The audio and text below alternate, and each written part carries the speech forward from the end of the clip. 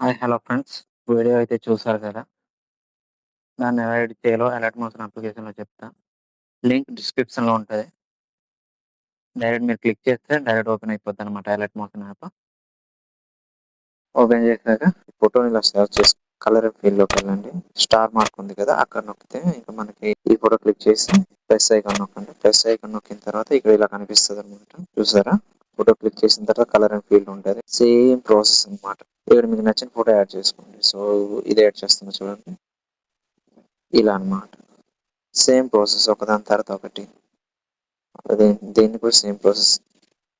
Okay guys, నచ్చిందని అనుకుంటున్నా. నచ్చితే లైక్ చేయండి, సబ్స్క్రైబ్ చేయండి అండ్ అంతే.